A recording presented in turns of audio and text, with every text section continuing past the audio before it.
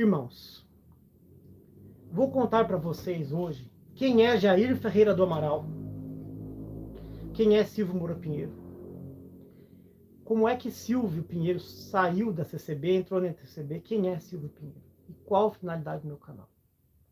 Essa live será longa, extensa.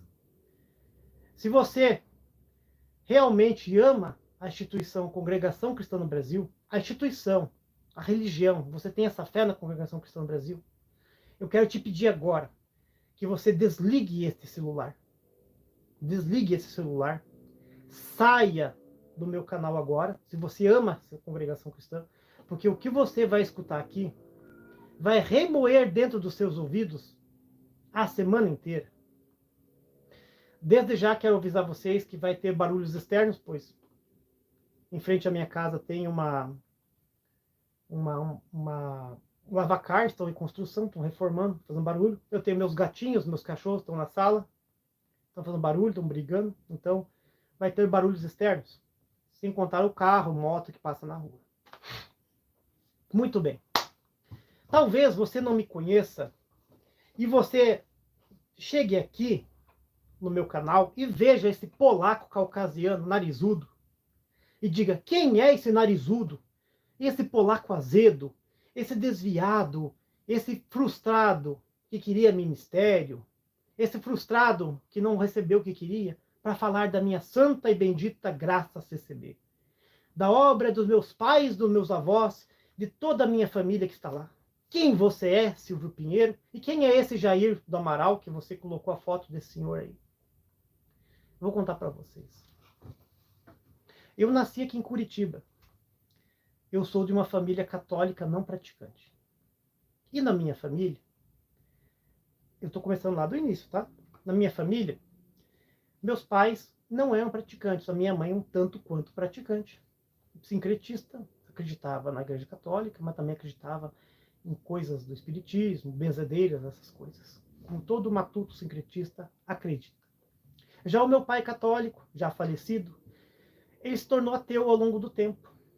Por causa do trabalho, ele era viciado em trabalho, um homem muito trabalhador, muito enérgico e bravo, e muito descrente das religiões evangélicas, já que ele conhecia algumas a fundo, pelo convívio que teve com as ovelhas da CCB, da Assembleia de Deus e as demais igrejas. Então, meu pai pintava as igrejas como sendo seitas, todas elas. E a própria igreja católica dele, que ele frequentava quando era criança, ele já não ia mais há mais de 30 anos. Quando ele faleceu, já tinha quase 40 anos que ele não pisava na igreja. E eu era muito católico, desde pequenininho, muito católico. Eu ia nas missas com a minha mãe, escondido do meu pai, porque meu pai nos domingos abria o comércio dele, e nós tínhamos que ir lá no comércio e trabalhar, era uma mercearia, meu pai tinha uma chácara, então nós cuidávamos da chácara, na região metropolitana, e do comércio aqui em Curitiba. Então foi uma vida muito sofrida, meu pai teve muitas posses, né? Teve 5 terrenos, e essa chácara que ele pegou de herança, muito trabalhado. Meu pai não guardava festa, não guardava Natal, não guardava Ano Novo. Até parece que meu pai era da CCB. Mas, em contrapartida, minha mãe me levava na igreja. E ele, consciente de que tinha que fazer a primeira comunhão e o crisma, aquelas tradições católicas, para agradar a minha mãe e agradar aos meus avós, que eram católicos, o meu pai não fez vistas grossas da primeira comunhão, do crisma, da Eucaristia. Então eu fui para a igreja católica, muito menino, sempre gostando, amando a Deus, buscando a Deus de coração, porque a criança, ela tem esse desejo, ela faz para Deus como se Deus fosse o papai do céu que ela vê todo dia. E assim foi o Silvio, criança levada, mas por um lado muito tímido, muito doente, sempre fui muito doente desde pequeno, problemas vários de saúde. E frequentei a igreja católica, né? Fiz a primeira comunhão e fiz o crisma. O meu crisma, que é aquela confirmação do batismo católico, em que é colocado cinza na testa, eu fiz em 1998. Foi no ano que eu entrei na CCB. Eu comecei a conhecer a Congregação Cristã em 97. Mas eu comecei a entrar nela e largar a Igreja Católica em 98. Eu lembro que eu fiz o crisma no mês de setembro de 98 e eu já estava frequentando as igrejas evangélicas escondido da minha família. E frequentando várias igrejas evangélicas, eu estive na igreja presbiteriana. A igreja presbiteriana é uma igreja tradicional, dizem de fé reformada. Fiquei lá uns 4 meses. Não concordei com o batismo de aspersão, muito jovem, não entendia bem o significado do batismo. Acreditava mesmo que o batismo perdoava pecados e podia remir uma alma, lavar a alma como o sabão do lavandeiro. Acreditava que o ritual fazia, não o significado total do batismo. E fui frequentando igrejas evangélicas e, ao mesmo tempo, estudando, escondido do meu pai, o ocultismo, as ciências ocultas. Eu estudava num colégio aqui em Curitiba chamado Escola Estadual La Salle, que é uma escola dos irmãos lassalistas, religiosos, católicos.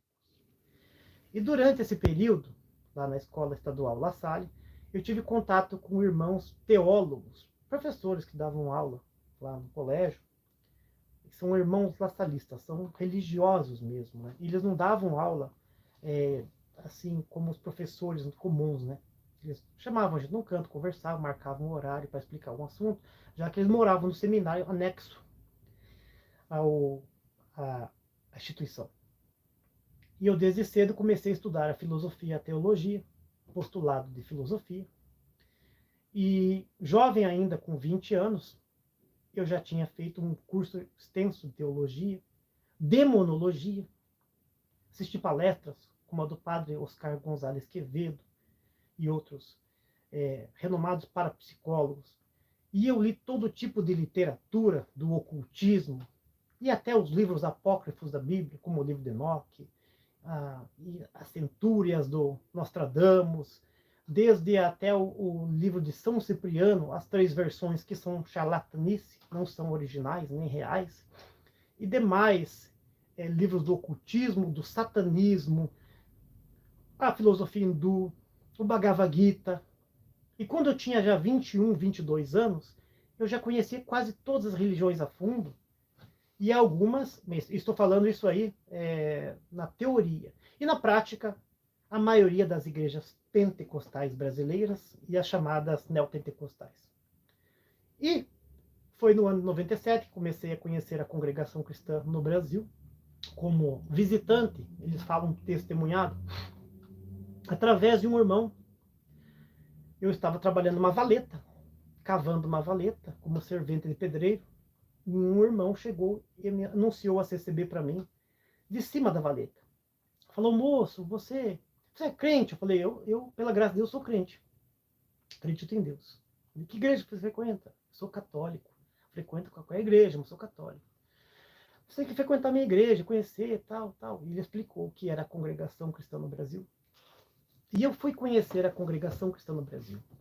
A primeira igreja que eu conheci da Congregação Cristã no Brasil foi a Congregação Cristã no Brasil do bairro do Pinheirinho, que fica aqui em Curitiba, na rua Carlópolis. Inclusive o cooperador lá se chamava Silvio, era um conhecido meu. E depois, com o tempo, comecei a frequentar mais a Congregação Cristã em Vila Americana, que fica no bairro do Sítio Cercado, aqui em Curitiba. E lá eu conheci a igreja, comecei a frequentar o culto escondido da minha família. E durante alguns anos eu consegui manter isso em segredo, já que a minha família, uma parte era católica, praticante, uma parte não era praticante. Tinha uns gatos pingados ali da minha família que flertavam com o ateísmo, e tinha alguns outros parentes muito próximos que mexiam até com ciências ocultas, com religiões de matriz africana, né? Tem um irmão meu até que faz parte de uma religião de matriz africana. Mas eu fui para a CCB, conhecer a Congregação Cristã no Brasil. E aquilo foi povoando a minha mente, a Congregação Cristã no Brasil. Que igreja! Nossa, que igreja diferente dessas igrejas por aí. As mulheres separadas dos homens, sentadas do outro lado, utilizando um véu branco, o véu de Maria, o véu das santas de Deus. Isso na visão CCBana, conforme eu aprendia lá no púlpito. E eu percebia que os sermões que eram pregados tinha aquela autonomia do momento do Espírito Santo, diziam eles, e eu acreditava. Eu acreditava que Deus falava com a gente face a face dentro da congregação. E eu comecei a me fincar de cabeça, a conhecer a congregação cristã no Brasil a fundo. E conheci lá também os seus muitos e inúmeros problemas. Que do minha testemunhança, tempo de testemunho ou de visita como visitante, foram quase 5 anos. Quase 5 anos e 4 anos completos como membro batizado. E lá na congregação eu via muita coisa errada. Eu fui porteiro do culto de jovens, eu cuidei do estacionamento dos carros, eu viajei para de vários estados do Brasil, cidades e até alguns países aqui da América, com alguns irmãos da construção. Em particular, sempre os irmãos pagavam, nunca a igreja que pagava nada, eram os irmãos que faziam uma vaquinha, uma patotinha ali, e vamos trabalhar, tal, e a gente ia. E eu fui amando aquele povo, e fui me apegando àquele povo da congregação cristã. Nossa, que povo zeloso, especial e de boas obras. Que povo diferente é este? Povo que as mulheres sentam do lado, os homens sentam do outro. Há uma orquestra no meio, separando os dois, para que os homens não olhem as mulheres não fiquem olhando os homens com o rabo do olho. A mocidade, as moças com os cabelos compridos. Como a congregação ensinava. E os jovens com a barba bem feita, o cabelo bem penteado para o lado, sem tinta no cabelo, cabelo natural. Aqueles irmãos bem velhinhos, branquinhos já, também. Leve bigodinho, quando tinham. Tudo no paletó, tudo na gravata. Às vezes uma gravatinha surradinha, mas um paletózinho velhinho. Às vezes era o mesmo paletó. Conheci irmãos que eu passei lá dentro como testemunhado com o mesmo paletó. E ele foi enterrado com o mesmo paletó. O mesmo terno que ele congregava foi enterrado. De tão pobre que ele era. E ali eu fui fincando a minha cabeça na congregação cristã. Conhecendo as entranhas dela. E fui me lançando. Crendo realmente que aquele púlpito, aquela madeira, aquele móvel era santo, era sagrado. E que ali somente o Espírito Santo atuava. E eu aprendi lá dentro com eles, da boca para fora, como diziam, que aquelas cadeiras simbolizavam o Pai e o Filho, e o púlpito era o Espírito Santo. Então Deus, quando se abria o culto, se fazia presente sentado naquelas cadeiras, do lado das mulheres. E do lado dos homens era Jesus Cristo que sentava naquela cadeira para assistir o culto e para ler o coração das pessoas. E diante daquela irmandade, aquele grupo de pessoas, se apresentava alguém que lhe era oferecido a palavra. E eu acreditava mesmo que era qualquer pessoa da igreja que podia levantar na palavra, porque é assim que era ensinado. Se você tem a palavra, pode levantar.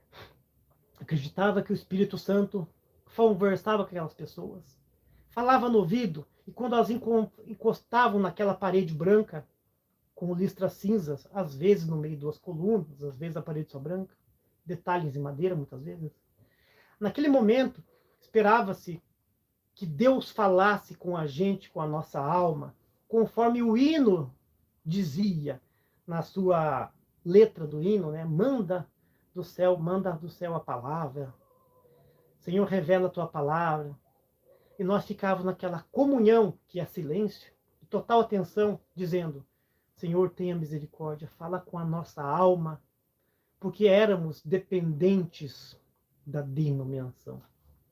E eu não tenho vergonha para você, meu irmão, minha irmã que está aqui, diferente da religião que você professe hoje. Eu fui totalmente dependente da CCB, e eu me lancei, e eu não sou culpado. Eu tiro a culpa de mim, eu me lancei, mas eu tiro, porque eu fui induzido a uma lavagem cerebral. Eu fui induzido ao erro. Eu fui formatado naquela forma disforme da CCB. E eu acreditei que Deus falava com a gente e nos orientava a fazer bons negócios ou maus negócios, que Deus nos alertaria de um perigo, de uma doença, que Deus prepararia a nossa alma para a salvação, naquela palavra. Eu acreditava que aquela pregação do evangelho da CCB, que aquilo lá para mim ia sustentar o meu coração. Eu acreditava piamente que aquela palavra ia me guiar no que eu comprar, no que eu ia vender, nas minhas viagens, se eu podia ir ou não. Eu acreditava que aquela pregação ia preparar um bom casamento para mim, ia me livrar do lastro do passarinheiro da peste perniciosa. Eu acreditava que era o próprio Espírito Santo que falava na boca de homens santos aquela palavra. E eu me lancei. E eu nunca fiz por interesse. Eu ia para as construções, para as limpezas, às quartas-feiras na Vila Americana. Alguns irmãos que estavam lá comigo naquela época já faleceram. Sinto saudade deles. E era tão bom aquela limpeza que eu fazia para Deus. Acreditava que estava fazendo para Deus, é a casa de Deus. Então, depois da limpeza, tinha um lanchinho lá, um cafezinho com leite, um pedacinho de pão, um bolo. Sempre trazido pelas irmãs de casa, nunca feito na cozinha da igreja. Nunca a igreja forneceu nada para nós, nos 8 anos que eu estive lá, na cozinha. E naquela época também tinha as limpezas gerais da igreja. Eu também participava quando dava. Quantos empregos que eu deixei de ingressar, porque a pregação da palavra falou, não vá que não é do meu agrado. E eu via filhos e irmãos entrando nos empregos também e prosperando financeiramente. E aquilo começou a perturbar a minha mente. Por que é que Deus fala comigo de certa forma, tão claro e visível, e eu não vejo um proveito próprio financeiro, nem espiritual e nem saudável na minha vida? E começaram a aparecer os defeitos da igreja. Mas eu fazia vistas grossas. Assim como o cavalo usa a tapadeira, não olhe para a direita nem para a esquerda, olhe para frente. Eu acreditava nessa pregação. Irmão, não olha para o homem, porque o homem é falho. Olha para Cristo, olha para frente, não olha nem para a direita nem para a esquerda.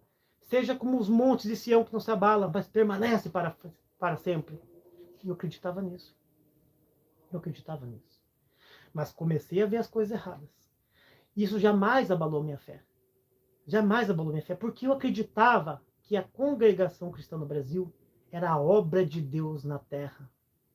Eu acreditava que a congregação cristã no Brasil era uma obra revelada a um homem santo chamado Luiz Francisco.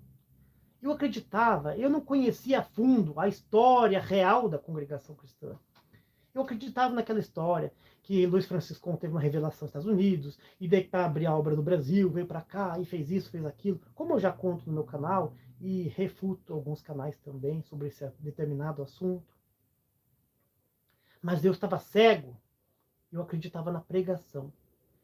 Por mais que os homens tivessem defeitos, eu acreditava que Deus se usava daqueles vasos sujos, que Deus se usava daquelas jumentas de Balaão.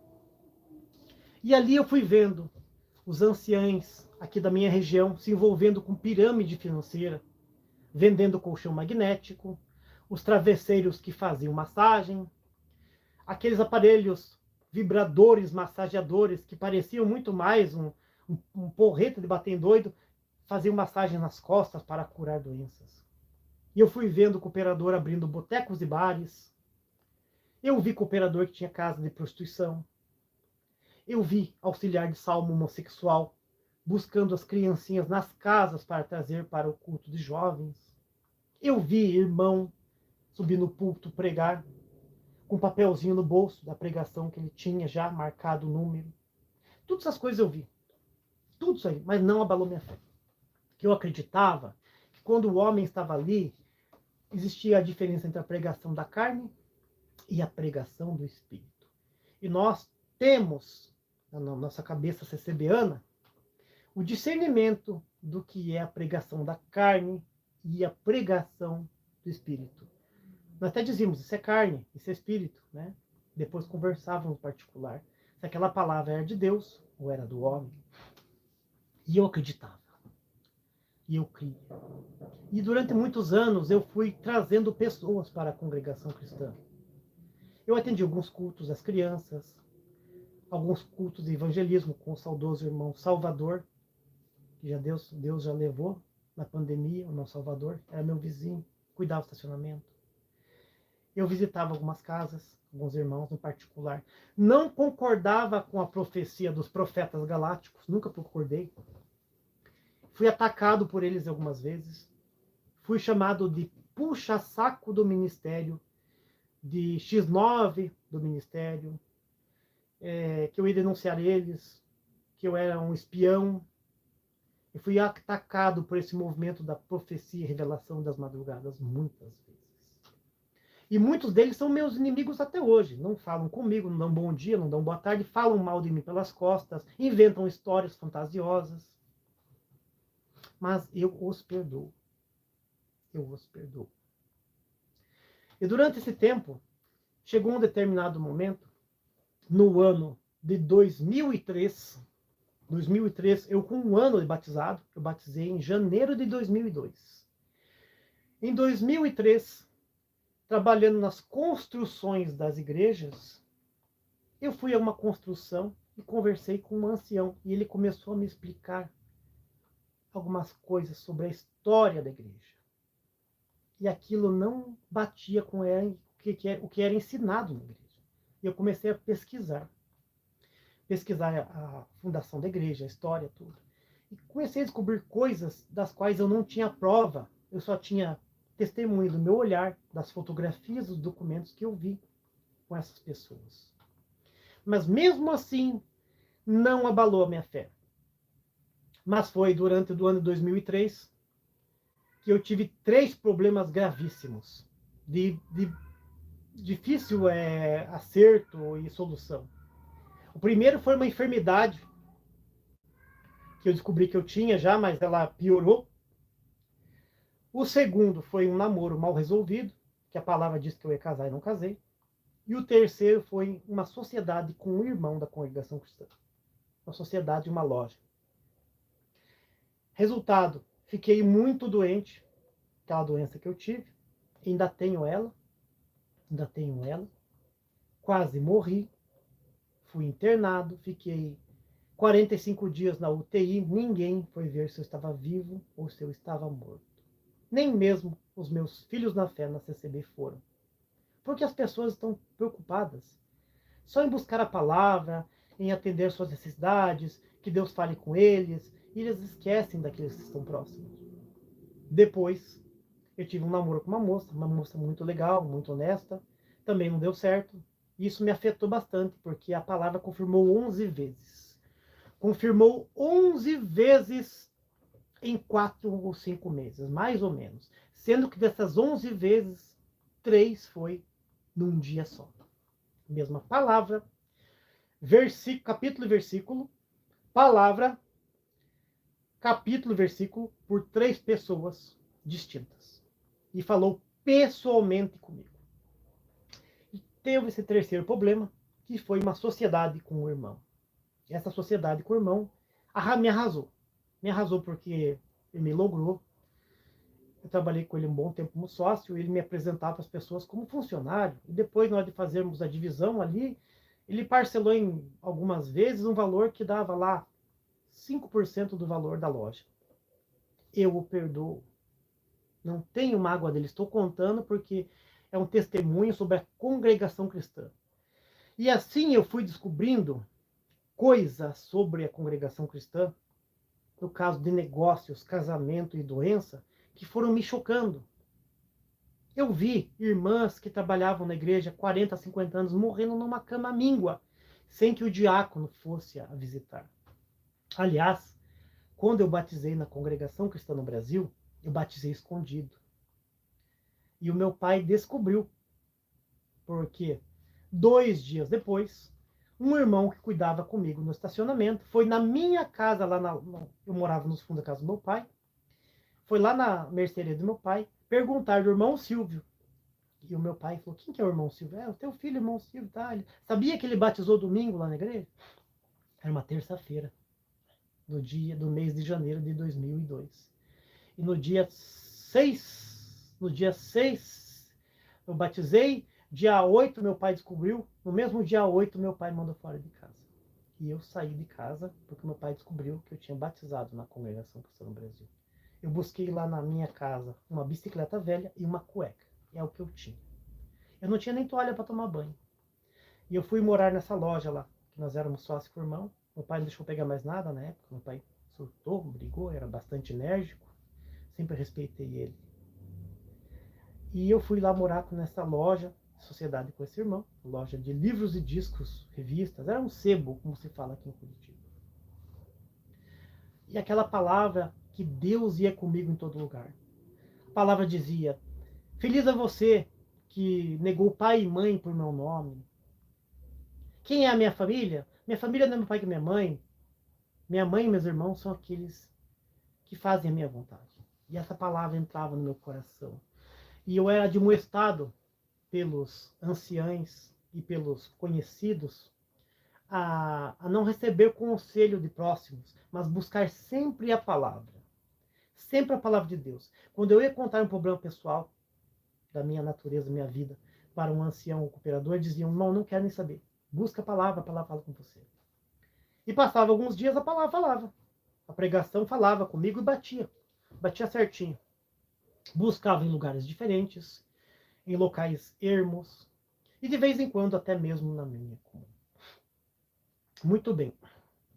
Durante esse período de 2003, que eu tive esse problema de um namoro que não deu certo, que a palavra confirmou 11 vezes, essa sociedade que a palavra confirmou 2 ou 3 e não deu certo, e essa doença, eu comecei a meditar nas coisas que aconteciam na minha vida.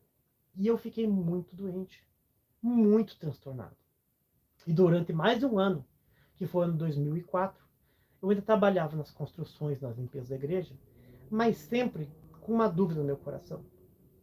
Eu via muita coisa errada que não batia com as escrituras. A salvação por obras, eu já comecei a perceber que não era bem assim. Não era bem assim a salvação por obras. Eu comecei a perceber o nepotismo em que sempre jovens filhos de cooperadores e anciães eram levados a cargos de autoridade na igreja, como o cargo de ancião. Na minha região, um rapaz de menos de 33 anos foi ordenado ancião. E teve um outro irmão que tinha 1 ano de batizado e também foi ordenado ancião, cooperador. Então fomos descobrindo essas coisas. Fui descobrindo essas coisas. E interessante que eu sempre buscava a palavra com fé. Eu não buscava a palavra para ficar rico ou para me dar bem na vida, mas eu queria errar menos. Eu tinha comigo o desejo: Senhor, que eu faça, mas tudo que eu faça seja guiado pela tua palavra. Porque a tua palavra é a verdade. Eu achava que a palavra pregação era a palavra, a verdade. E eu não quero fazer nada da carne, de mim mesmo. E se for para mim ficar bem de saúde, eu fico. Se for para ficar doente, sofrer pela palavra, eu sofro. Mas é a palavra de Deus que nos dá vida. É assim que eu pensava, falava para os meus testemunhados. E eu levei muita gente para se receber. Mesmo com muita dúvida, eu levava a gente para se receber. De vez em quando, nesse período, eu visitava o meu pai. Visitava a minha mãe. E nisso de conversar com o meu pai dizia: você vai se arrepender amargamente de ir para essa seita diabólica em que esses pastores, meu pai chamava os líderes de pastores, só querem saber de fama e dinheiro. E meu pai falava assim para mim: você vai voltar aqui nessa casa com o rabinho entre as pernas. Você vai voltar aqui e vai pedir perdão pelo que você falou para mim, que a igreja católica não presta, que sei o quê. Cadê esse teu Deus? Meu pai me disse. Onde é que está esse teu Deus? Você vai chegar aqui com o rabinho entre as pernas, voltar aqui, pedir perdão, morar comigo aqui. Porque essa seita que você está frequentando só quer saber de dinheiro e fama. Eles não têm compromisso com ninguém, eles sempre foram assim. E eu fui discutindo com meu pai, no amor de Deus, né, sem responder ele, né, naquela conversa, aquela discussão. Não, pai, lá é obra de Deus. Lá as pessoas não fazem por torpe ganância, as pessoas são desprendidas do dinheiro. Meu pai, lá os cargos são indicados por Deus. Deus dá uma revelação para os homens lá numa reunião. Deus fala até o nome da pessoa na reunião. Ele é confirmado, é orado, confirmado. Lá ninguém recebe salário. Não, pai. Lá é diferente. Lá os homens são separados das mulheres. Lá não tem pastor. Nosso pastor é Jesus Cristo. Lá não tem pastor. Lá nós temos um pregador que chama-se cooperador. Um irmão que coopera com a igreja, com a obra de Deus. E eu dizia: meu pai, a congregação cristã ela é melhor que as outras igrejas porque ela é uma restauração da igreja primitiva, apostólica. Lá nós saudamos com o ósculo santo da caridade, que é um leve beijo no rosto. Eu sei que o senhor não gosta, pai. Meu pai era muito machista nessa parte. Mas lá é tudo com respeito. O senhor vai ver velhinhos lá, mais velhos que o senhor lá, congregando com sua esposa. Fiéis, não traem suas esposas. As esposas não traem seus maridos. Então eu tinha aquele evangelismo da CCB com o meu pai. E o meu pai me afrontava, dizia assim, você vai engolir tudo isso que está falando. Você vai voltar aqui. Porque lá não tem Deus. Aonde é que está esse teu Deus, Silvio? Você está ficando louco. Você ficou louco. E eu chorando, saí de lá. Chegava lá na minha casa, orava, chorava no pé da minha cama de molhar os meus olhos. Ia buscar a palavra em outro lugar diferente. Chegava a buscar a palavra, às vezes levantava um diácono na pregação, dizia assim. Quantas vezes eu vi isso? Diácono até levantava. Dizia assim. Moço, você veio aqui hoje e uma pessoa que você muito ama disse, onde é que está o teu Deus? Deus dirá para você, jamais você passará por essa humilhação novamente. E esta pessoa não dirá para você onde é que está o teu Deus, e logo ela estará aqui nesses bancos, congregando com você, dando glória a Deus, humilde na sua presença gloriosa. Ele estará aqui logo. Não se turbe o teu coração. Aquieta a tua alma. Tira das tuas mãos, que eu vou botar a minha. Eu vou trazer para esta graça aquele que te afronta e te disse onde é que está o teu Deus. Ele jamais poderá dizer para você onde é que está o teu Deus. E aquilo mexia com o meu íntimo, com a minha alma. E ao mesmo tempo que eu evangelizava para receber a minha família, eu tinha esse namoro com essa moça, muito legal, muito honesta, casada hoje, mãe de filhos. E a palavra confirmava tudo, para mim, para ela. Para ela disse que confirmava menos, mas para mim confirmava mais. Buscava mais lugares diferentes, para evitar conhecidos, né? E aí o que aconteceu? Também a palavra dizia, é do meu agrado, esse casamento vai longe. Sempre saía a Rebeca, a história de Rebeca.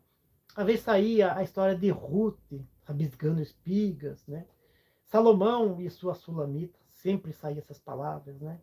Ou as bodas de Caná da Galileia, em que Deus falava, né, na CCB, o Deus da CCB, que ele ia transformar aquela água em vinho, e aquele casamento, aquele relacionamento se transformaria em algo melhor, maior. E através daquela moça, Deus ia chamar a minha família, porque eu não tinha testemunho, já que eu saí da igreja católica, eu frequentei várias igrejas evangélicas, eu estudei a teologia, o satanismo, o ocultismo, então, para minha família, eu não tinha testemunho. Eu tinha, era fama de mentiroso, porque eu lia alguma coisa, falava, e eles não entendiam, achavam que ele estava mentindo, né? Muitas coisas. E eu fui tendo aquele clímax de sofrimento, e dentro de mim foi se movendo algo muito forte. E eu acreditava que era a tal da prova espiritual. Mas hoje, depois de 20 e poucos anos, né? Quase 20 anos, eu entendo que aquilo foi o mover do Espírito Santo, me tirando da CCB.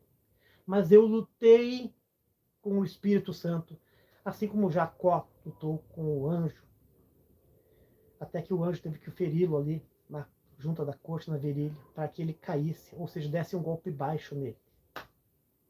Da mesma forma, o Senhor permitiu que essa sociedade com esse irmão, nessa loja, não desse certo, ele viesse com bastante ímpeto a me afrontar, me oferecendo um valor ínfimo na época, que essa moça me rejeitasse e casasse com outro rapaz, e que essa doença que eu tenho, né, que é um parkinsonismo, viesse a aumentar.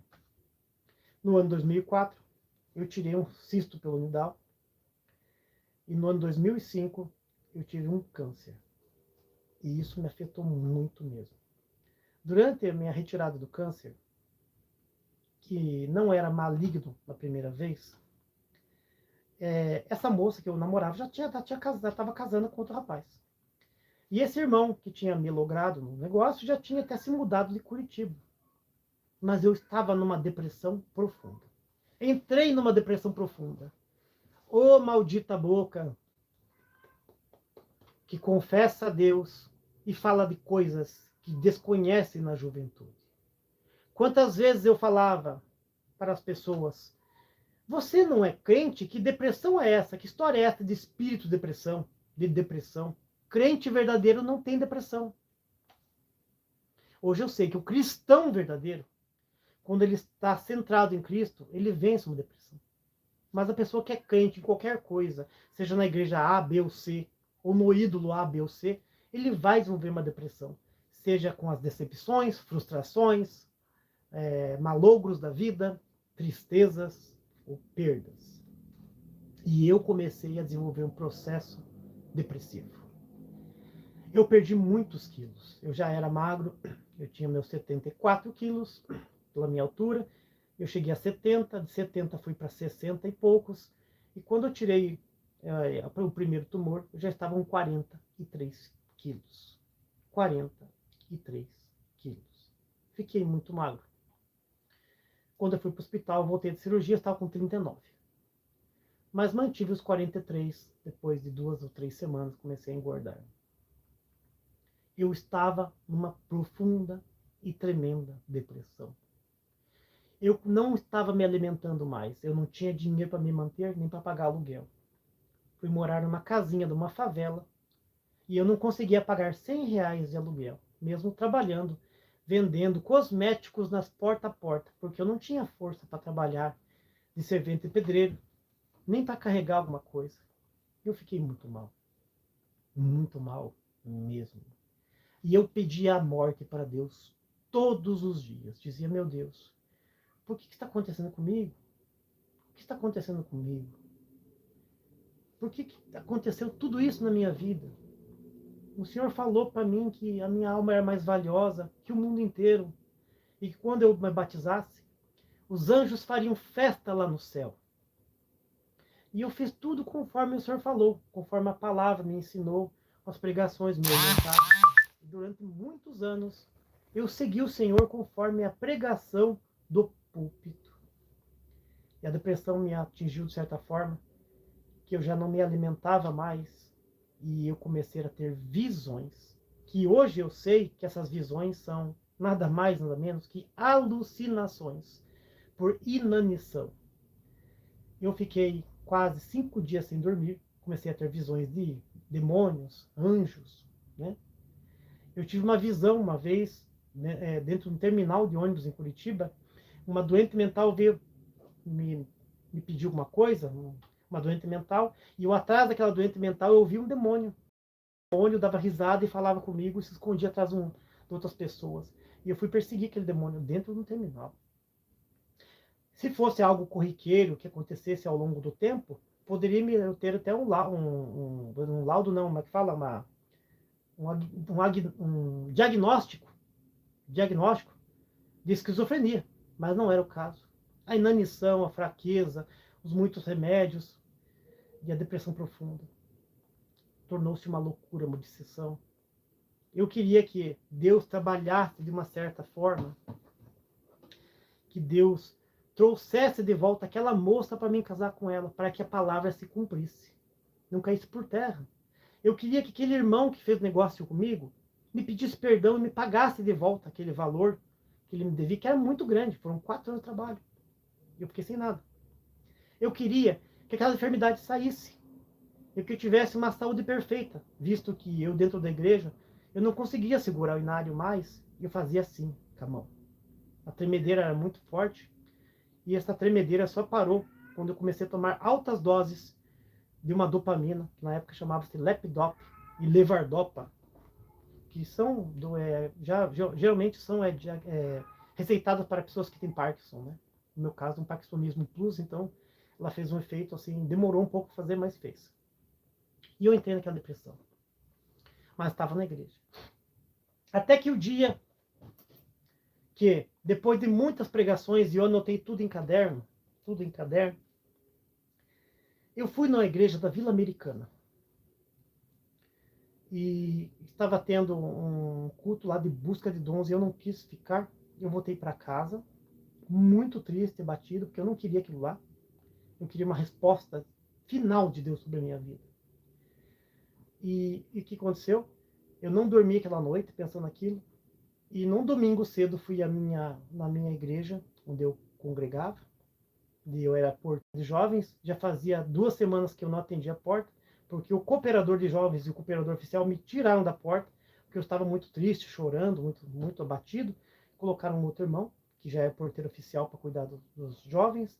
E falou, não, irmão, senta aí, é melhor você descansar, você está muito nervoso. Espera um pouquinho, irmão. Mas não me davam resposta. Já tinham me cortado, praticamente, daquela função, né? Naquele culto de jovens, depois que terminou a pregação da palavra, tudo, o cooperador de jovens veio com um papel na mão e me deu na minha mão o papel. Era uma fábula, uma historinha. Falou, irmão, leia. Depois, não medita bem, tá bom? É para você, eu senti. E naquele papel que aquele cooperador de jovem me deu, tinha uma fábula assim, ó. Uma fábula sobre um rei que deixou um enigma para ser resolvido, porque tinha morrido um dos auxiliares, primeiro o braço direito do rei, tinha falecido. Então eu tinha que escolher um próximo auxiliar, o braço direito do rei. Então ele fez uma sala, colocou uma mesa, umas flores, um vaso, e mandava as pessoas entrarem lá dentro. As pessoas tinham que decifrar aquele enigma. E todo mundo chegava, escrevia alguma coisa no papel, e dava para o rei, e não era aquilo. E não era promovido. Até que chegou um daqueles que era pretensos ao cargo de braço direito do rei, pegou uma espada, quebrou aquele vaso, picou aquela cortina, aquelas flores, e aquela cortina não, aquela toalha de mesa, né? Tá na mesa, as flores, rasgou uma cortina, tombou aquela mesa, quebrou as pernas daquela mesa. E esse foi promovido a primeiro ao braço direito, né? Primeiro depois do rei, na hierarquia daquele reino. E eu, na hora, entendi a mensagem. Eu entendi a mensagem. E ele depois, embaixo daquele papel, estava escrito assim: o segredo desta fábula, dessa história, é o seguinte. Esse vaso de flores nessa mesa, com essa toalha, essa cortina atrás, representa um casamento muito bonito, mas que ia ser improdutivo. Então esse rapaz que destruiu tudo e viu que era tudo bonito a aparência, ele captou a mensagem, destruiu tudo e começou do zero. Por isso que ele foi promovido a primeiro, segundo a hierarquia do rei. E naquela semana que aconteceu isso, desse cooperador me entregar esse papel, o que tinha acontecido? Um auxiliar de salmo tinha entregado o cargo e tinha desviado da igreja e estava indo para o mundo, fumar, beber, usar droga, naquela época. Então esse cooperador de jovens tentou me comprar o meu silêncio. Ele queria que eu esquecesse todas as palavras que eu escutei em todos os anos, ficasse quieto, não falasse para ninguém, não comentasse, e ficasse quietinho ali e falasse para o povo, quando alguém perguntasse sobre o meu problema, que era tudo invenção da minha cabeça, que eu peguei a palavra dos outros, que eu peguei a palavra errada, que eu não entendi, e assim por diante. E assim ele me promoveria a auxiliar de salvo. Ele usou dessa estratégia técnica de lavagem cerebral comigo. Daquele dia em diante, eu não fui mais para a congregação cristã no Brasil. Isso já era mês de março de 2005. Eu não fui mais. Eu comecei a ficar em casa, eu entrei em depressão profunda, eu fui emagrecendo, não comia, eu chorava dia e noite. Eu adquiri olheiras pretas assim, parecia um urso panda. E eu já era muito magro, né? Então eu fui definhando. Eu trabalhava com meu pai na mercearia, meu pai me humilhava dia e noite. E meu pai dizia para mim assim coisas horríveis na época. Meu pai me humilhava. Tocava em coisas da igreja, assuntos que me deixavam nervoso. E aquele dia foi passando, aqueles anos foram passando. E eu falei, não vou mais para a congregação cristã. Não vou mais mesmo. Vou trabalhar de outra coisa, eu não vou mais voltar para essa igreja, vou procurar outra igreja. Mas, veja o que aconteceu. No ano de 2006, em fevereiro, março, quase um ano, acho que 11 meses, acho que tá por ser fevereiro de 2006, eu senti a necessidade de voltar a congregar. Eu pensei comigo, o que será que aconteceu na minha vida esses anos todos? Será que estão todo mundo certo? E eu estou errado? Será que só eu que estou certo? E toda a Irmandade está errada? Será que todos os anciãos, cooperadores estão errados? Será que não é eu que estou errado? Eu? Só eu? Impossível que só eu que estou errado? Ou sou eu que estou certo? Aquela dúvida pairou. Até que eu cheguei na conclusão que eu estava errado, que a CCB era a obra de Deus, me deu aquela, como é que fala? Recaída da dependência da droga espiritual. Recaída. Vou voltar para a CCB. Porque, afinal de contas, se eu sou pecador, eu descrido a palavra, o que vai acontecer? Se eu descrido a palavra, eu vou sentar no último banco e vou congregar de volta. Vou congregar de volta e é o povo especial, zeloso, boas obras, eles vão aceitar de volta. Com o tempo, o Senhor vai me esclarecer. Impossível que todas essas palavras, desses anos todos, não se cumpriu nenhuma, agora vai ter que se cumprir. E eu fui. Eu voltei para a CCB. Voltei para a Vila Americana. No Chapinhal eu já não ia mais, por causa desse cooperador de jovens, essa afronta que ele me fez, e demais coisas que aconteceram lá também, com o ministério que eu vi acontecer. E comecei a frequentar outras igrejas da congregação, nos arredores. Até que um dia, eu estava dentro da congregação cristã no Brasil, a palavra veio, aquela palavra que eu escutei há muitos anos atrás. E eu pedi em casa, hein? Pedi capítulo, versículo e ponto de palavra. E pedi até a pessoa. Tudo em oração, joelho dobrado, lábios imutáveis, sem mexer, estáticos, paradinho o lábio. Eu em pensamento, o joelho dobrado na cama, eu pedi a palavra, o número do capítulo, o versículo e a pessoa que levantasse. E quando foi no dia 9 de fevereiro de 2006, 9 de fevereiro de 2006, esse irmão levantou no culto. E pregou. Palavra, capítulo, versículo e tema que eu tinha pensado na minha casa. E o que foi que aconteceu? Aconteceu que, durante aquela pregação, ele falou assim, moço, você está aqui hoje sentado nos últimos bancos, porque você pecou contra o Espírito Santo. Você duvidou desta santa obra, desta santa palavra. Deus não te quer mais. Você causou escândalo para a tua família e para aquelas pessoas que você tanto ama e diz amar. Sabe por quê, moço?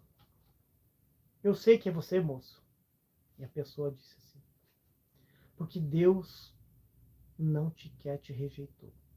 Porque são muitos os chamados e poucos escolhidos. Deus não predestinou a tua alma à salvação. Portanto, moço, você escandalizou esta santa e bendita obra. A culpa é sua pela situação que você está. Se você quiser ficar no último banco, fica até o último dia esperando misericórdia. Mas o Senhor é um fogo devorador. Você que escandalizou essa santa obra, melhor que você colocasse amarrado no teu pescoço uma mó de moinho, uma pedra redonda, irmão, e se jogasse no mar do que escandalizar a santa obra. Porque muitos pequeninos estão vendo aí esse papel de palhaço que você está fazendo. E a igreja da CCB nesse dia entrou em língua estranha.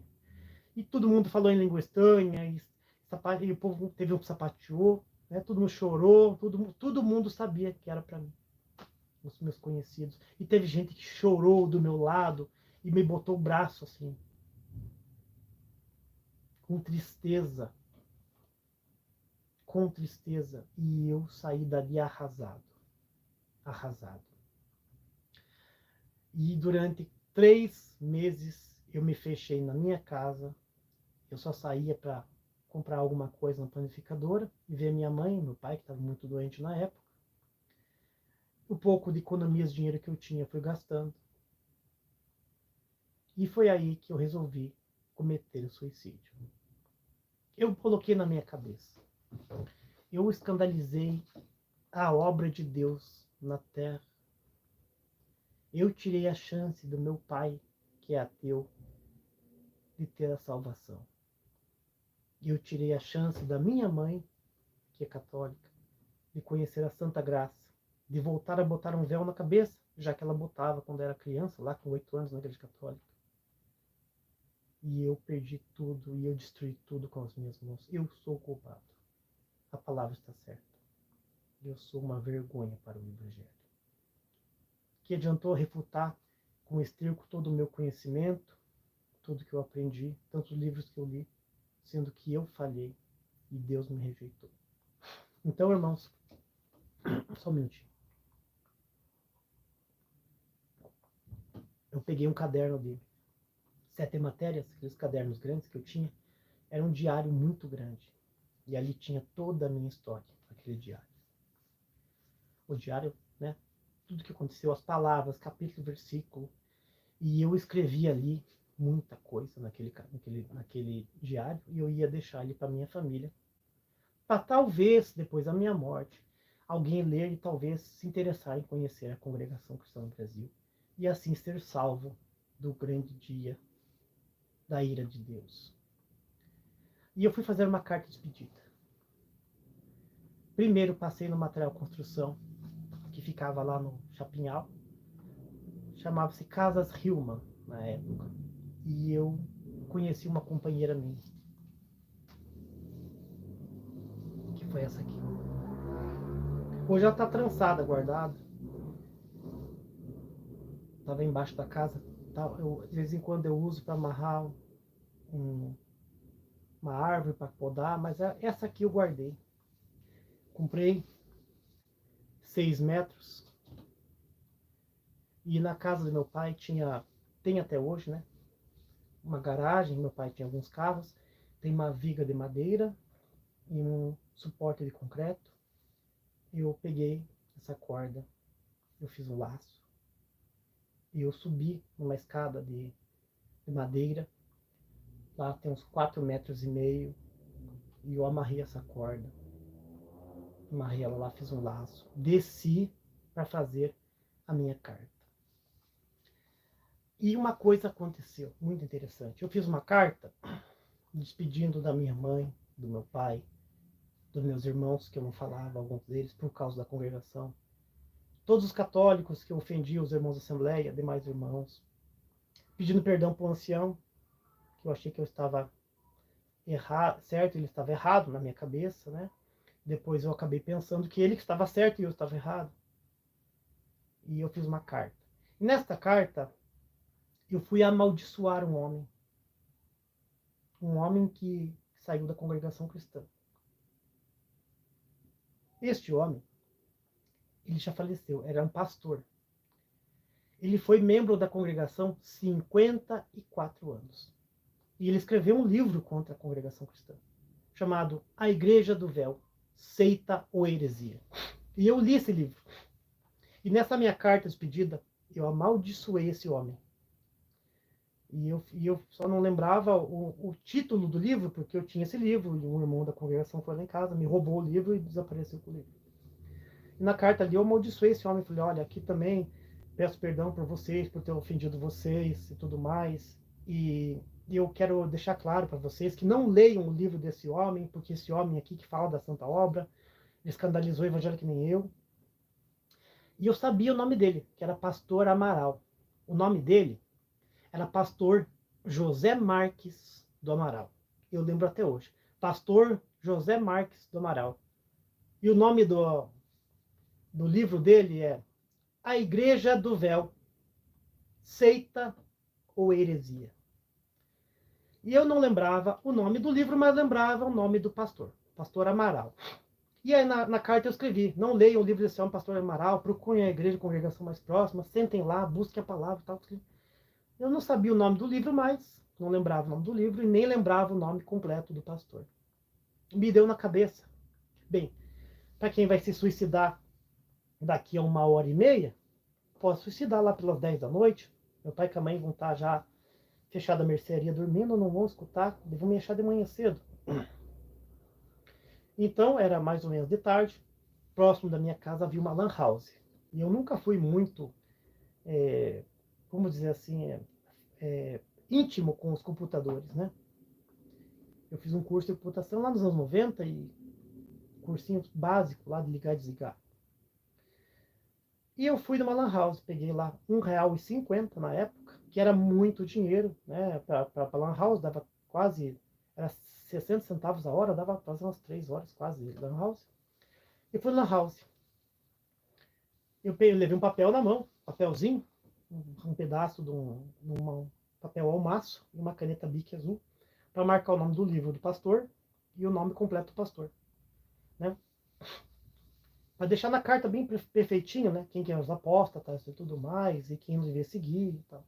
Me despedindo da família, mas depois tinha essa parte ressalva para tentar salvar eles, né? Caso eu sei que Deus não tinha misericórdia da minha alma mais, mas pode ser que Deus mudasse de pensamento quanto a eles.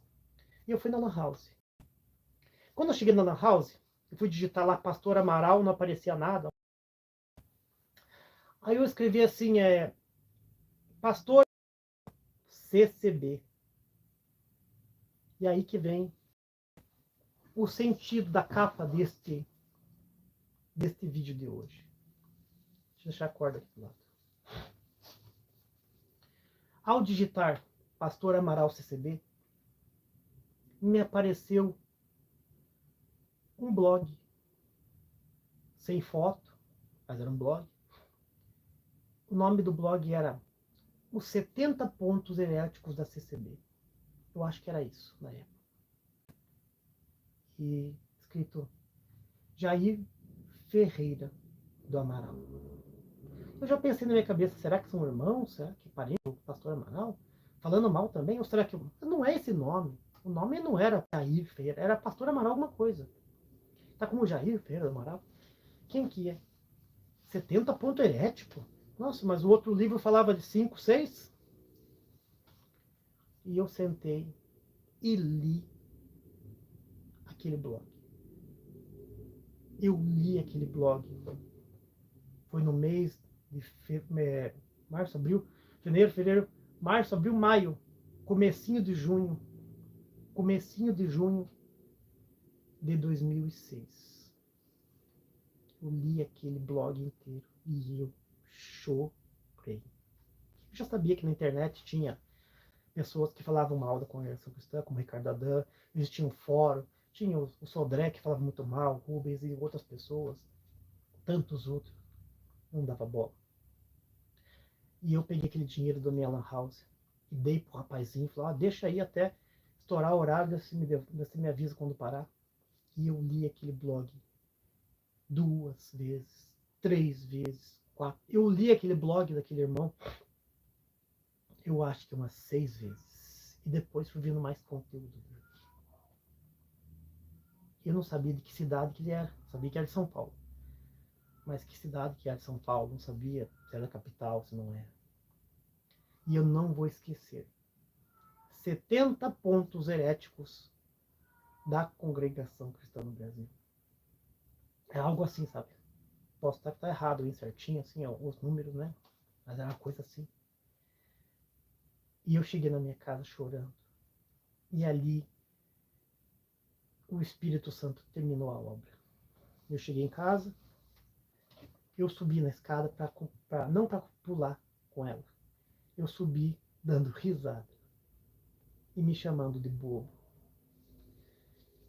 Eu tirei a corda, fiz um bolo assim no braço, né? Nem fiz isso aqui que a gente fala de corrente, né? Eu fiz um bolo assim, embolei ela, coloquei na sacola e guardei.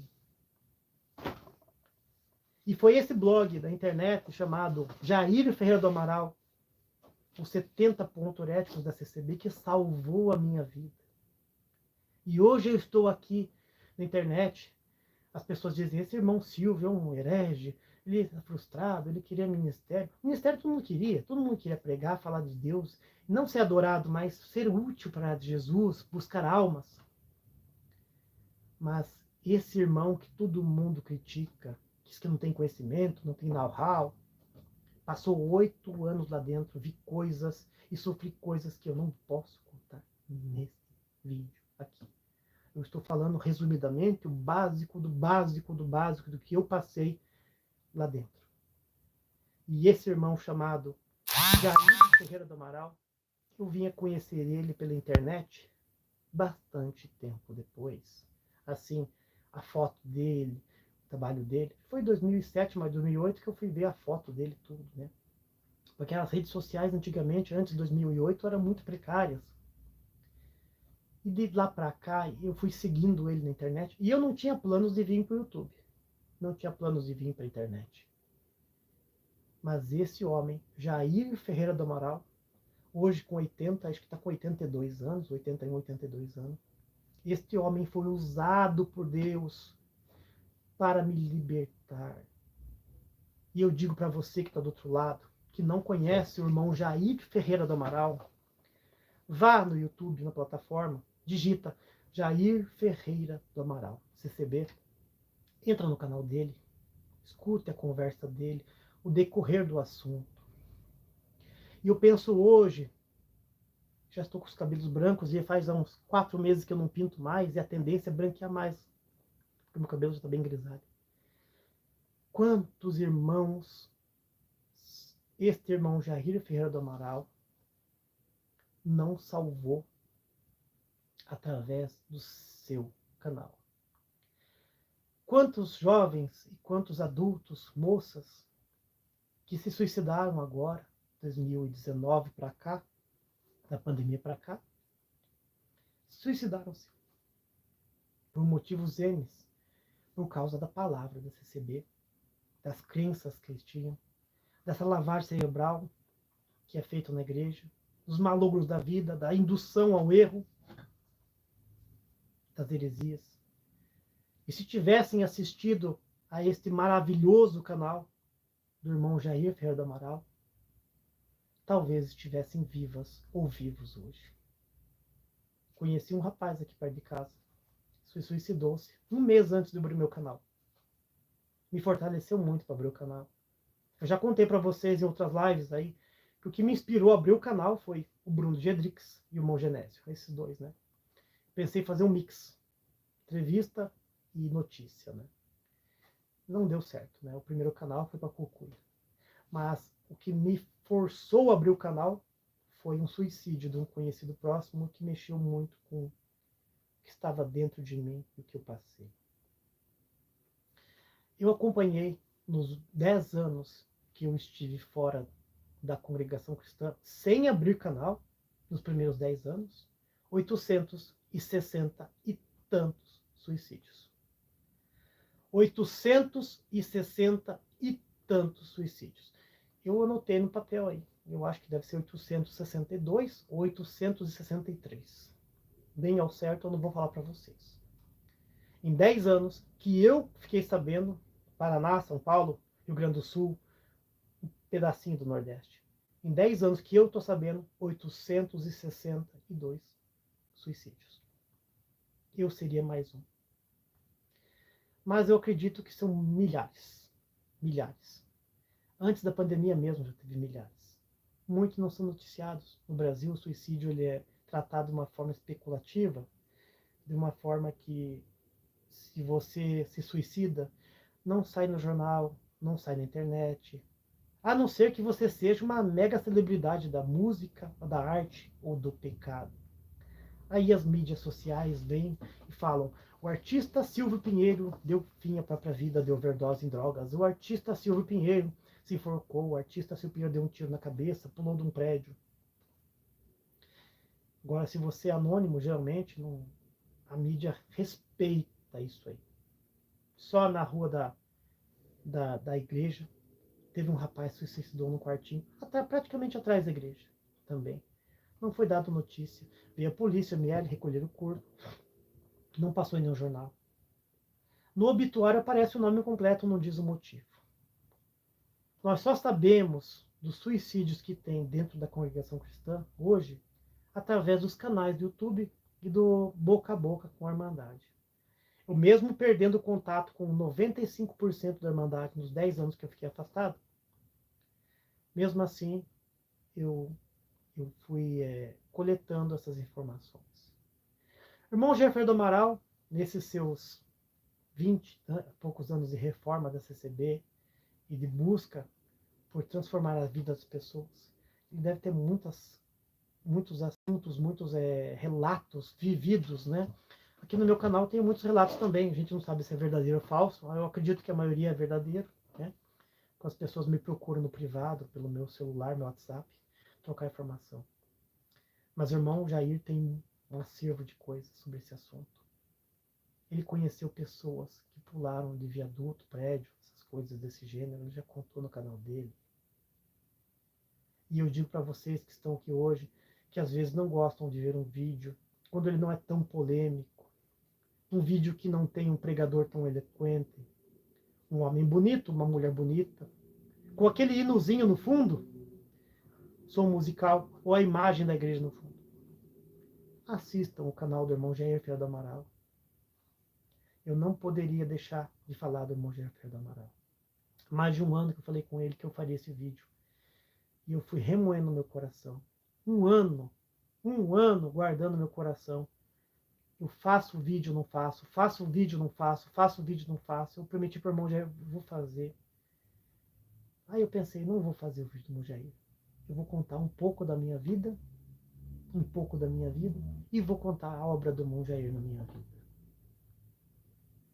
E assim foi. Hoje eu estou aqui com os meus cabelos brancos, minha saúde não é das melhores, né? A situação financeira também não é das melhores. Mas estou trabalhando, jardinagem, carpindo, minha esposa para cá e para lá, trabalhando arduamente. Mas já era para eu estar debaixo da terra há quase 20 anos atrás. E o Senhor se fez presente na minha vida, utilizando-se uma ferramenta chamada internet. Eu, no ímpeto de buscar a morte e ainda denegrir uma pessoa depois da morte e tentar instruir as pessoas de passeio, o Espírito Santo veio ao contrário. O Espírito Santo veio ao contrário, atuou ao contrário. O Espírito Santo veio e me arrancou lá de dentro. Hoje eu sei que o Espírito Santo me arrancou de dentro da congregação cristã. E esse trabalho que eu faço na internet aqui não é para ganhar dinheiro. O meu canal nem monetizado não é. Eu não quero o ministério da CCB. Eu recebi proposta agora de dissidências da CCB. Recebi propostas de irmãos da CCB para voltar para a CCB e ficar quieto.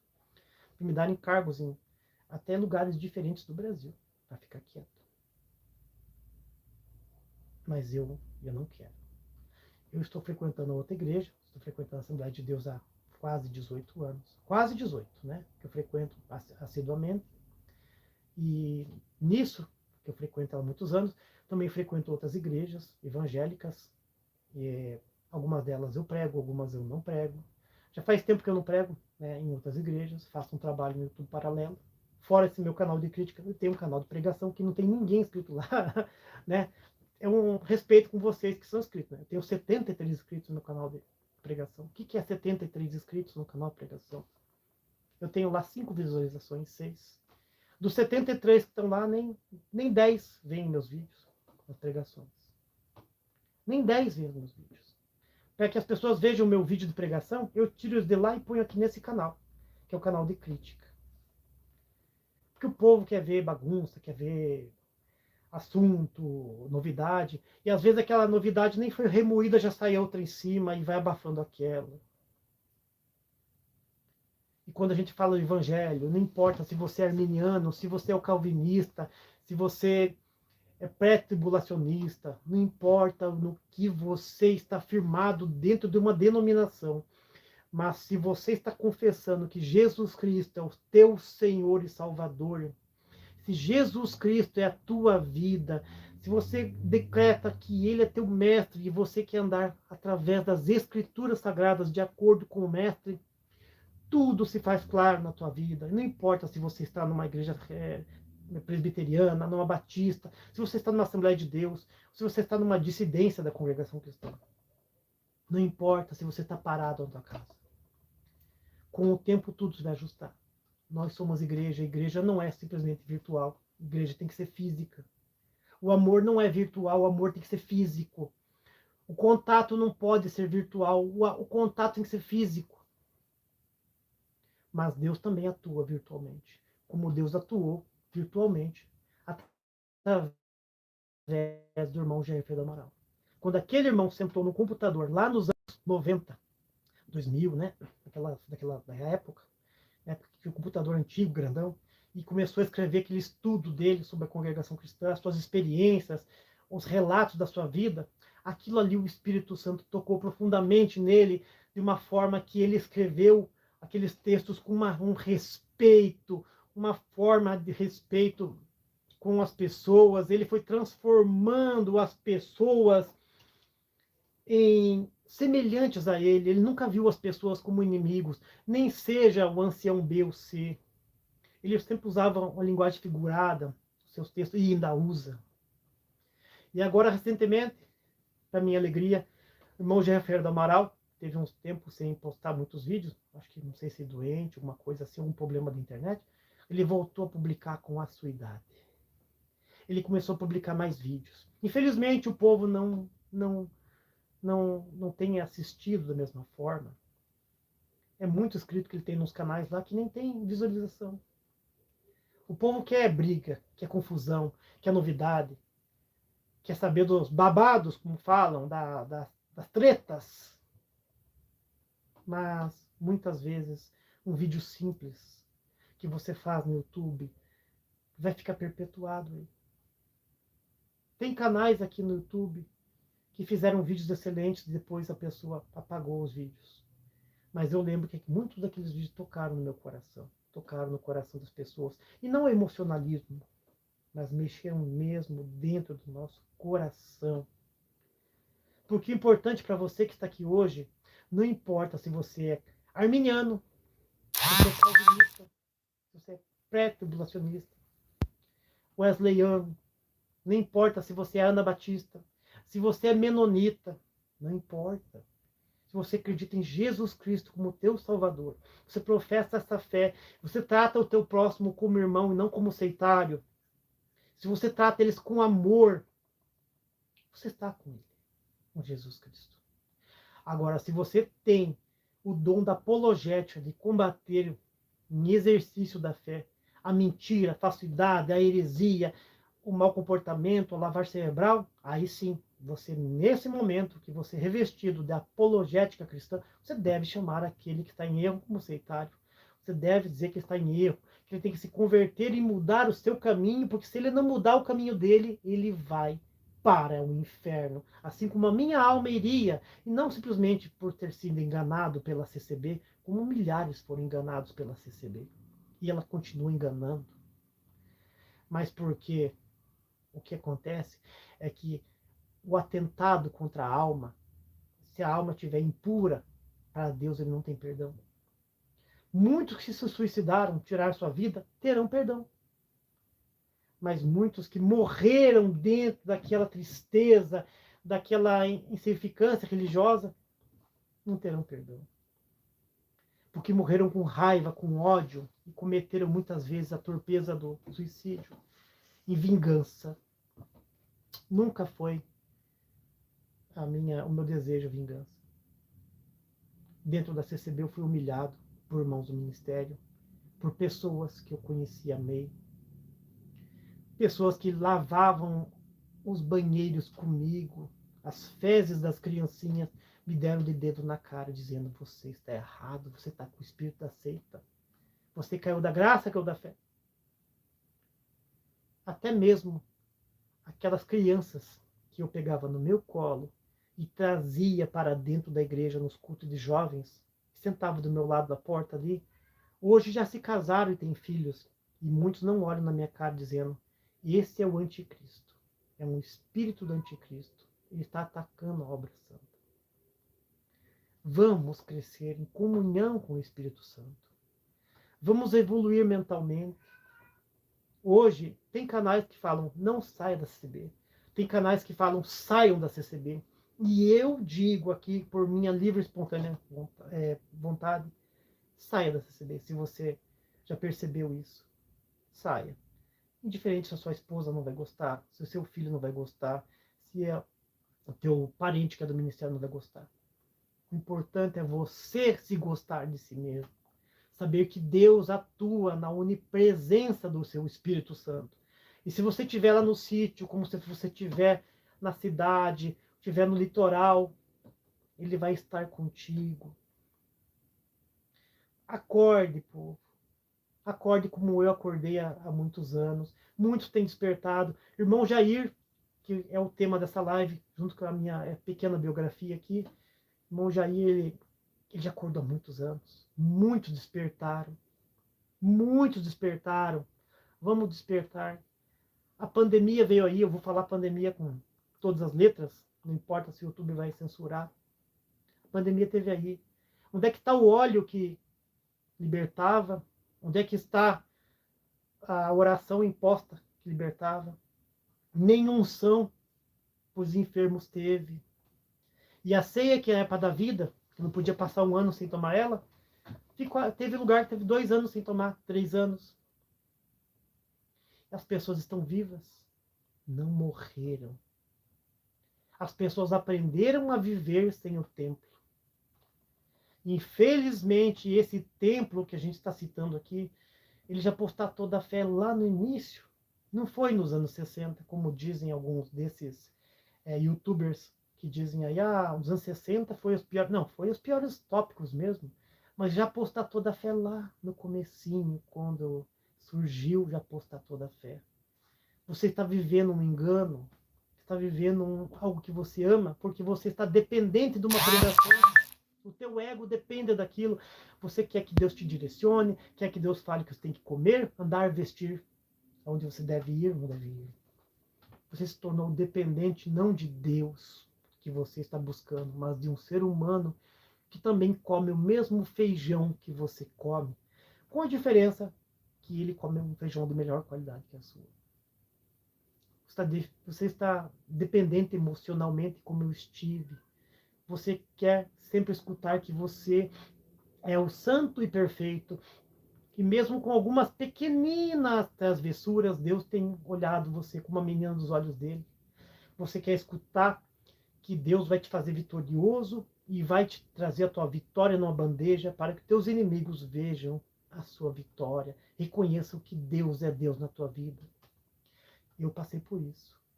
E o que eu escutei do meu falecido pai foi: aonde é que está o seu Deus? Coisa que a palavra falou para mim que não ia acontecer. E não foram uma pessoa ou duas. Foram muitas. Há tempo determinado para todas as coisas. Se é o tempo de você chorar, se você for para sair da CCB, chore já. Saia já. Saia já. Aonde existe o Espírito Santo, a liberdade. Que liberdade é essa que você quer? Você quer uma liberdade para cantar um inário? Você quer uma liberdade para poder subir num microfone e dar um testemunho? Você quer a liberdade para que você possa dobrar teu joelho na igreja e fazer uma oração de agradecimento ou início do culto? Que liberdade é essa que a Bíblia fala? Não é essa, não. Não é essa, não. A liberdade é de você ter uma vida ampla com Cristo e que o pecado já foi. Mesmo você sendo um pecador, uma pecadora, ele já foi. Ele não tem esse poder sobre você. Se você errou um dia, você erra 2, mas você não vai errar mais 3. A liberdade é você poder ir na outra igreja, da sua irmã, do seu amigo, sem ter que se esconder, pegar um Uber escondido, você ter que pegar a tua roupa comum, se vestir com uma roupa comum, botar a tua roupa dentro da igreja numa sacola, e daí ter que ir escondido de Uber na igreja do vizinho, para se trocar lá no vestuário da rodoviária ou no vestuário da igreja, para depois congregar com o teu vizinho naquela igreja. Porque se alguém te ver vestido com roupas de culto, vai te julgar que você está indo numa seita. O medo que o ancião cooperador te veja, que aquela irmã te veja com aquela roupa, com aquele irmão da Assembleia, da Quadrangular, da Metodista. E eu vou dizer para vocês, todas as igrejas têm defeitos, todas viraram puro comércio. Isso dói no meu coração, porque eu frequento todas. Há 3 anos eu batizei um rapaz aqui em Curitiba. Hoje ele é pastor da Quadrangular. E ele falou para mim, irmão Silvio, o que você me disse há 3 anos atrás está se cumprindo. As igrejas estão virando comércio.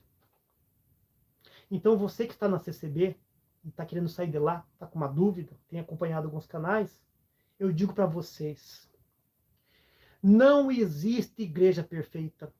Toda igreja tem problemas, todo grupo tem problemas, erros, mas fuja dos sistemas doutrinários heréticos, que são os exclusivistas.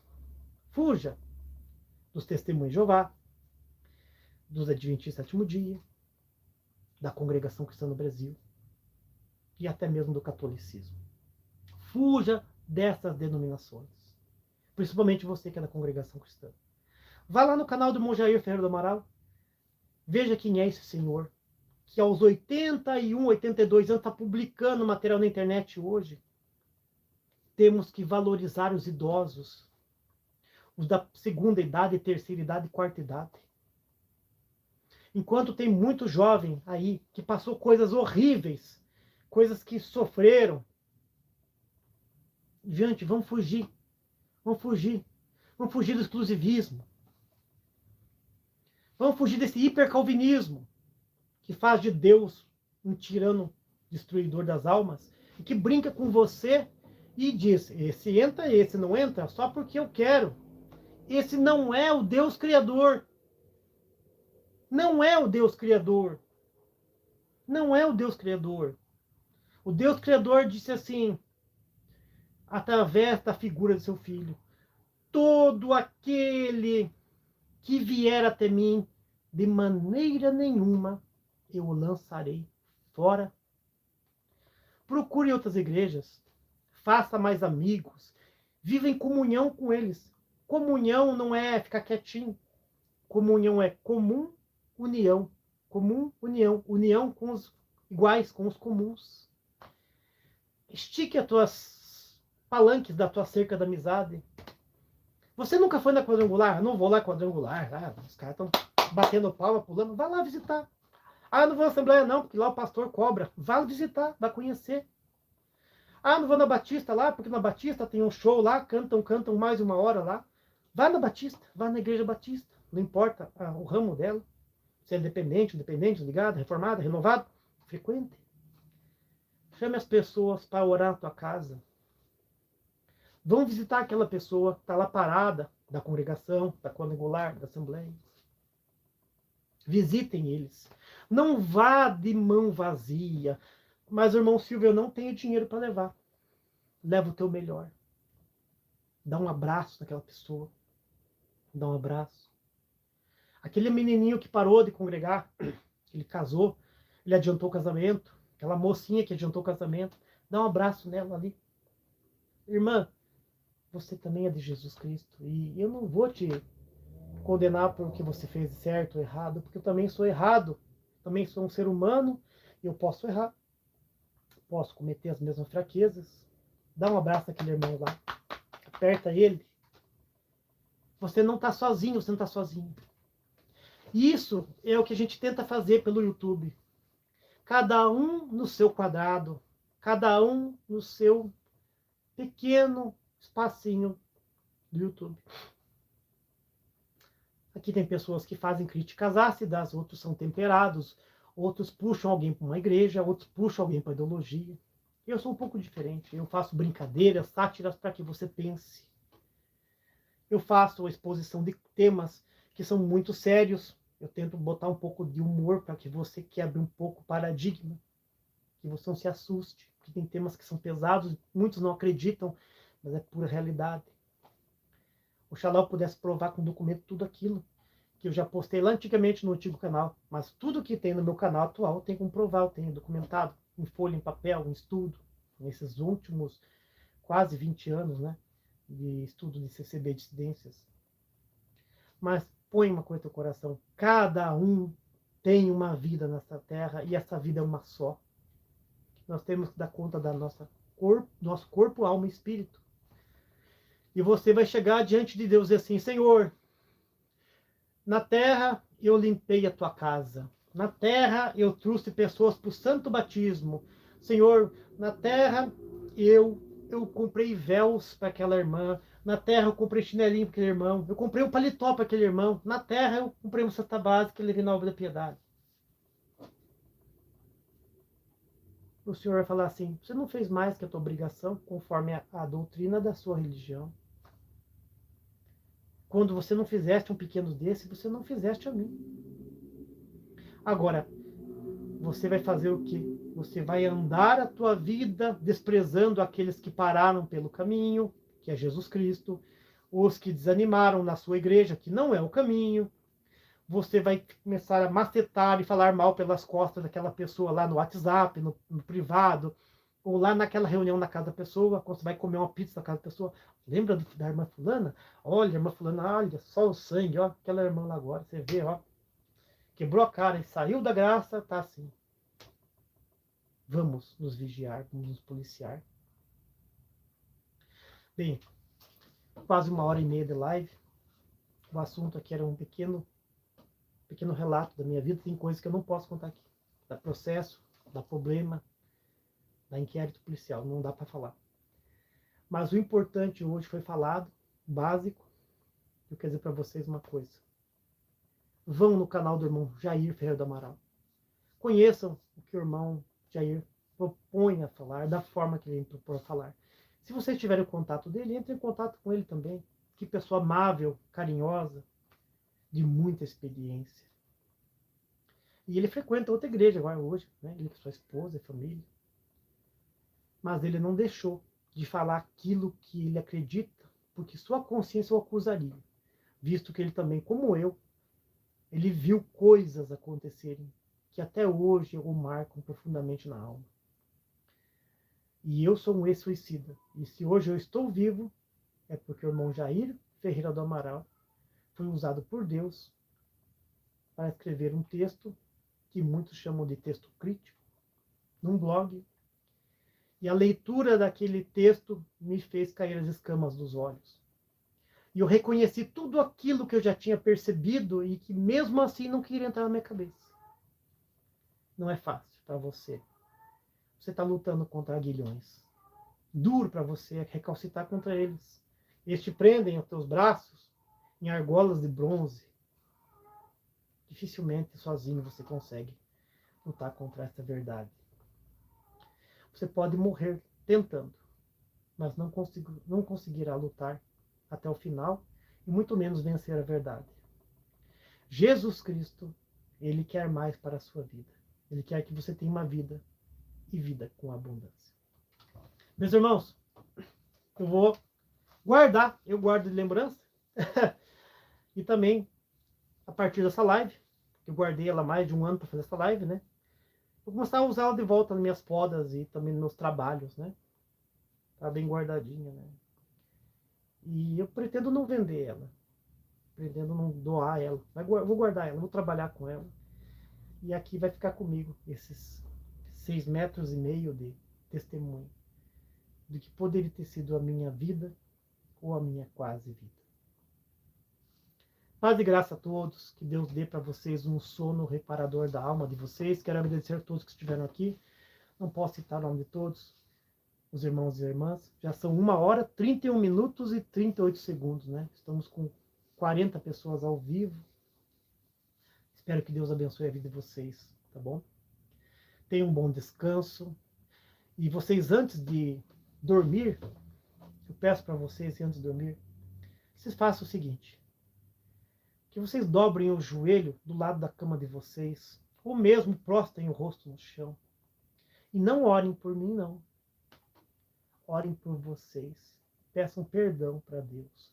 Quantas vezes vocês mesmos, meus amigos minhas amigas que estão aí, quantas vezes vocês viraram o rosto para alguém que está parado, parada, desanimado ou está em pecado? Peçam perdão para Deus. Porque um dia, se vocês não passaram por isso, vocês irão passar. E o tempo é cruel. E a vida, ela marca a gente. Peçam perdão para Deus pelo que vocês fizeram, como eu tenho pedido ao longo dos anos, pelo que eu fiz também. E aí podem dormir em paz. Se você é casado, casada, dá um abraço no teu esposo. tua esposa. Se você é solteira ou divorciada, não importa, dá um abraço aos teus filhos, se estiverem presentes. Se não, ore a Deus, agradeça a Deus, tome o teu copinho d'água e vá deitar, que amanhã é mais um dia. Paz e graça a todos, Deus abençoe a todos. Perdão por segurar vocês aqui até essa hora da noite. Deus abençoe a todos. Se Deus quiser, nos veremos na próxima live. Daí que talvez eu leia aqui os comentários, que são muitos, olha como comentário, e a gente pode até bater um papo. Tá ok? Deus abençoe a todos.